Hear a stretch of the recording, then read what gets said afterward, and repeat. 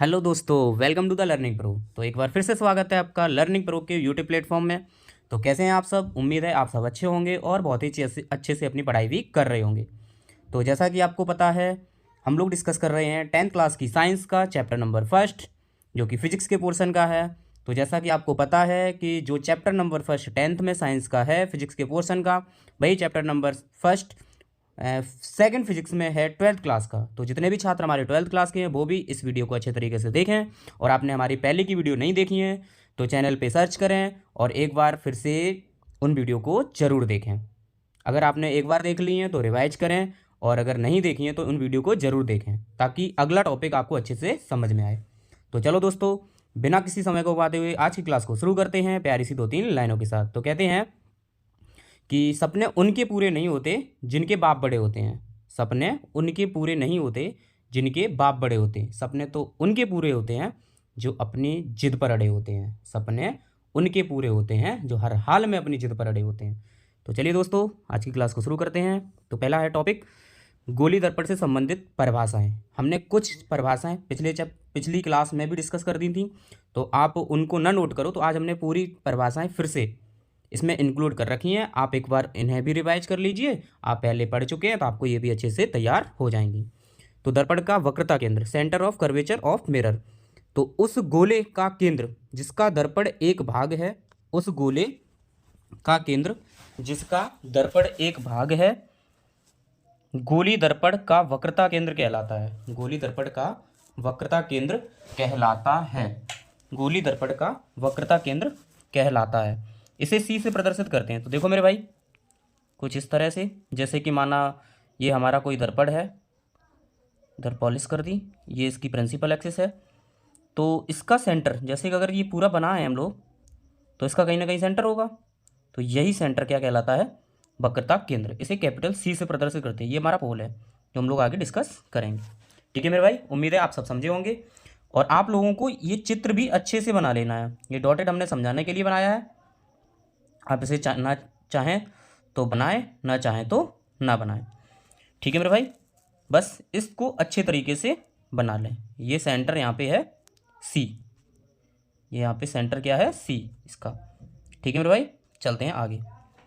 Next, दर्पण की वक्रता त्रिज्या। दर्पण की वक्रता त्रिज्या, radius of curvature of mirror. उस खोखले गोले की त्रिज्या जिसका दर्पण एक भाग है, दर्पण की वक्रता त्रिज्या कहलाती है।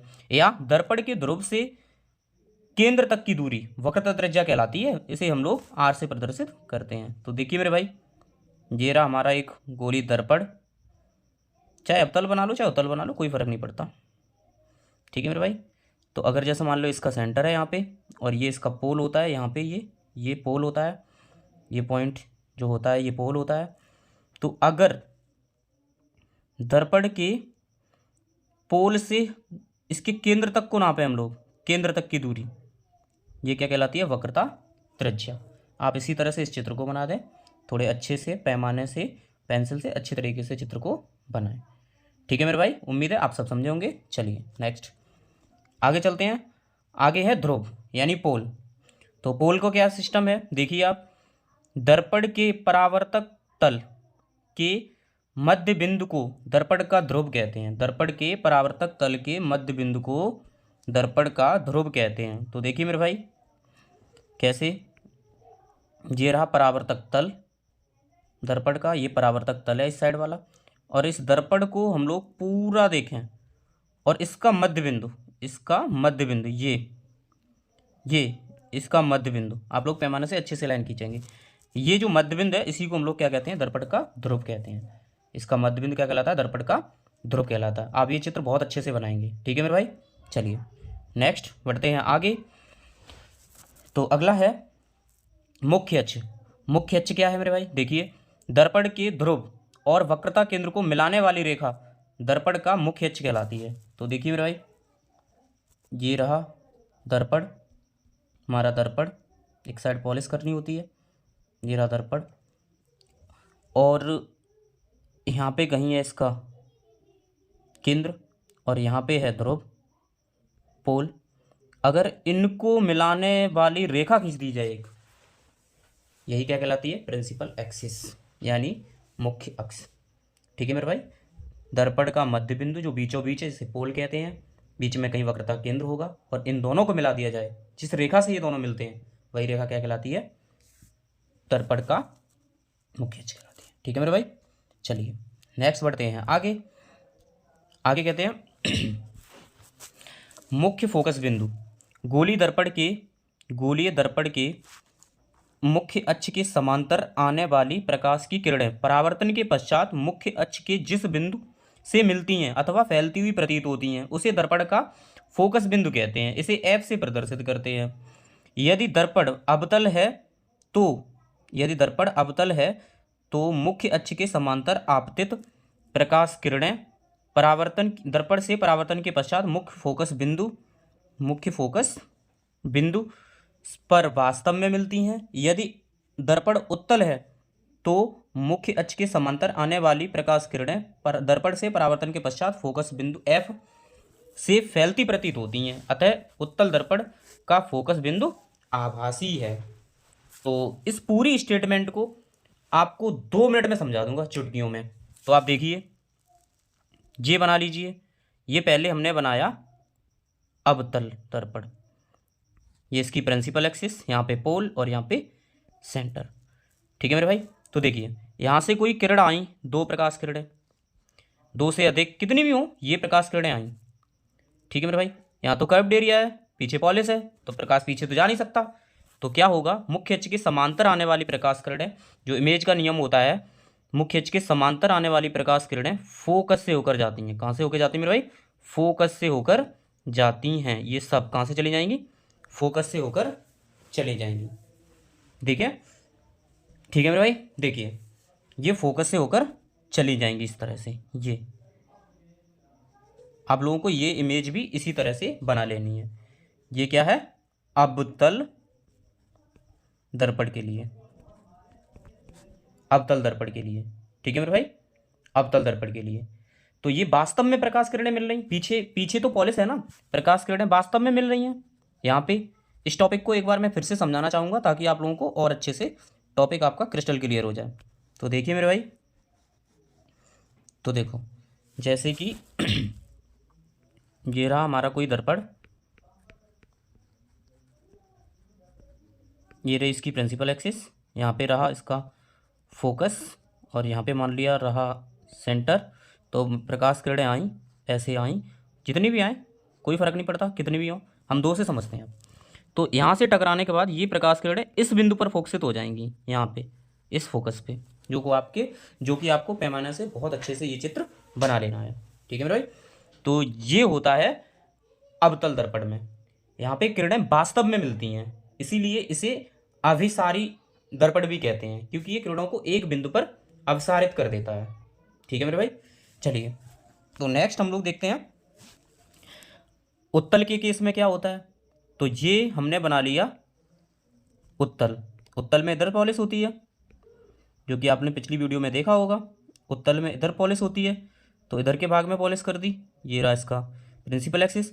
तो प्रकाश किरणें ऐसी आई, तो भाई इधर तो पॉलिश है, उधर तो जा नहीं सकती, और इसका कर्व्ड ऐसा है, ऐसा इधर को, तो ये प्रकाश किरणें इधर फैलेंगी, इस तरह से फैल जाएंगी इधर को। तो अगर हम इन्हें पीछे मिलाएंगे, आभासी रूप में मिलाएंगे, तो ये कहीं यहाँ मिलेंगी, इसका फोकस यहाँ होगा। ठीक है मेरे भाई। तो ये क्या ये सच में मिली, आभास हुआ, आभास। ठीक है मेरे भाई।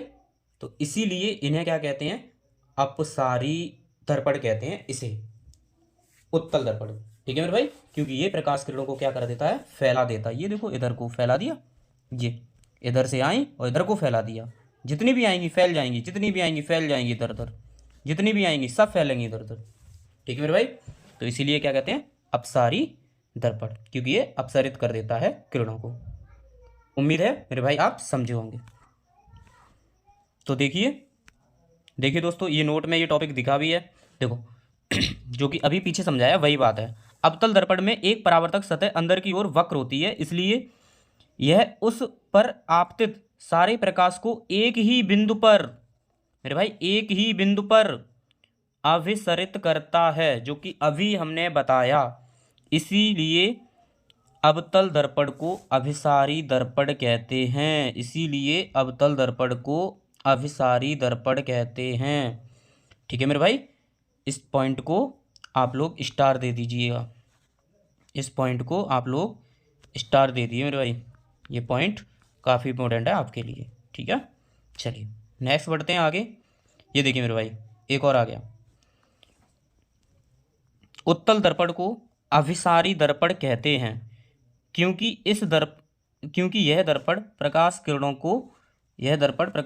को अपसरित कर देता है, अर्थात फैला देता है। तो मेरे भाई समझ गए आप, दोनों कॉन्सेप्ट हम पीछे समझा चुके हैं और आप लोग उनके चित्र यहाँ पे बनाएंगे। जो अभिसारी वाला था आपके लिए, अभिसारी वाला चित्र वो यहाँ पे बनेगा, अभिसारी वाला चित्र आप लोग यहाँ पे बना देंगे। ठीक है मेरे भाई, अभिसारी वाला चित्र आप लोग यहाँ पे बना देंगे और जो अपसारी वाला चित्र है वो आप लोग यहाँ पे बना देंगे। ठीक है मेरे भाई, चलिए नेक्स्ट है दर्पण की फोकस दूरी। दर्पण के ध्रुव P से फोकस बिंदु F तक की दूरी को दर्पण की फोकस दूरी कहते हैं। देख लो मेरे भाई इसे भी, ये रहा दर्पण का ध्रुव P, ठीक है, और यहाँ पे इसका कहीं फोकस होगा F, यहाँ तक की दूरी को क्या कहेंगे, फोकस दूरी। ध्रुव से फोकस तक की दूरी को क्या कहेंगे, फोकस दूरी। ये भी आपके लिए बहुत खास डेफिनेशन है, आप लोग इसे भी तैयार रखेंगे। ठीक है मेरे भाई, चलिए नेक्स्ट है फोकस तल। अब फोकस तल क्या होता है इसे भी जान लें आप लोग। फोकस तल दर्पण के फोकस बिंदु F से जाने वाला तथा दर्पण के मुख्य अक्ष के लंबवत तल को दर्पण का फोकस तल कहते हैं। क्या होता है जी, ये भी देख लो। ई में कौन सी बड़ी बात है, सब पढ़ लिया तो ई भी पढ़ लेंगे हम लोग, देख लो। तो जैसे मान लो ये फोकस है, अगर इसके अभिलंबवत हम कोई पृष्ठ खींचे, पृष्ठ ऐसा, इसके अभिलंबवत, ये चित्र भी आप लोगों को बना लेना है। इसके अभिलंबवत अगर हम लोग कोई पृष्ठ खींचते हैं ऐसा लंबवत, ये इस तरह से खींचे कोई तल इस पर, तो यही क्या कहलाता है, फोकस पर खींचा जाए, फोकस पर, तो यही क्या कहलाता है दर्पण का फोकस तल कहलाता है। ठीक है मेरे भाई, उम्मीद है आप सब समझे होंगे। तो दोस्त जितने भी चित्र हमने अभी आपके में बनाए हैं डेफिनेशन के साथ साथ, आप उतने चित्रों को बनाएंगे अच्छे से, नाम लिख के। ध्रुव होगा तो P से, फोकस होगा तो F से, और वक्रता केंद्र होगा तो C से। ठीक है मेरे भाई, उम्मीद है आप सब सारी चीज़ों को समझ रहे होंगे। तो आपके लिए ये जो डेफिनेशन का सिलसिला था वो अब कुछ हद तक बेसिक डेफिनेशन का सिस्टम ख़त्म हो गया है। अब हम लोग यहाँ पे डिस्कस करेंगे अगले टॉपिक।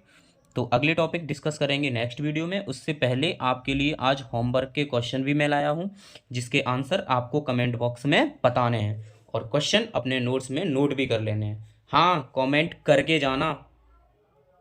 क्या कह रहे, ना करोगे कमेंट, ना मानोगे, निकालूं डंडा?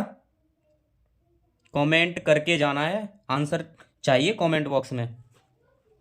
तो देखिए पहला होमवर्क क्वेश्चन क्या है कि एक मनुष्य 15 मीटर पर सेकंड की चाल से दर्पण की ओर दौड़ता है, इसके प्रतिबिंब की चाल ज्ञात कीजिए। दूसरा, दो समतल दर्पण परस्पर 120 का कोण बनाते हुए स्थित है, उसके ठीक बीच में एक वस्तु स्थित है, तो वस्तु से प्राप्त प्रतिबिंब की संख्या बताइए। तो ये आपके लिए होमवर्क क्वेश्चन है, आप लोग इनके आंसर होमवर्क में देंगे। ठीक है मेरे भाई, और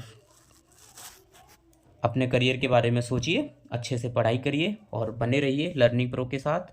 आपके सपोर्ट की ज़रूरत है, अपने चैनल को आगे बढ़ाते रहिए, धीरे धीरे काफ़िला जुड़ता जाएगा और अपना कारोबार भी आगे बढ़ता जाएगा। तो चलिए दोस्तों, आज की क्लास को यहीं तक रखते हैं। तो खुश रहिए, हमेशा मुस्कुराते रहिए। Bye bye, take care.